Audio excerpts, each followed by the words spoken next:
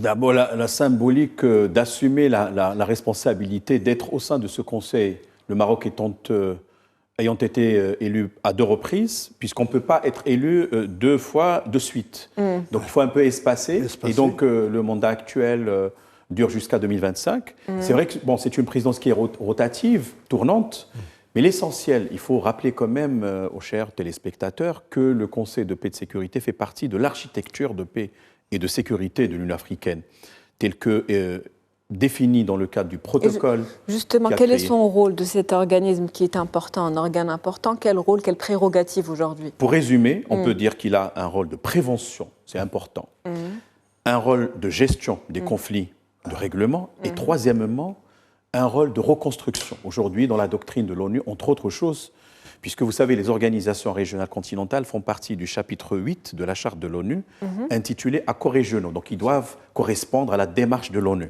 C'est une sorte de délégation, entre guillemets. Le peace building, c'est-à-dire, il faut reconstruire la paix une fois le conflit ayant cessé. Évidemment, ce n'est pas une chose mince ou facile, quand on sait que parfois, et surtout au niveau de notre continent, qui est traversé par beaucoup de conflits, RDC... alors, RDC, entre le Rwanda et le RDC, ce qu'on appelle le mouvement 23, le Soudan, il y avait également au niveau de l'Éthiopie, au nord, Tigré, problème de sécession. On peut parler de l'Érythrée avec l'Éthiopie d'antan, les problématiques liées à la gestion des eaux du Nil entre l'Égypte, l'Éthiopie, le Soudan, et ainsi de suite.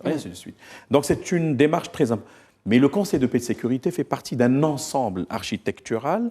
Entre autres choses, par exemple, on peut parler des forces en stationnement, en attente plutôt. C'est l'appellation qui a été retenue par le... Non, les forces.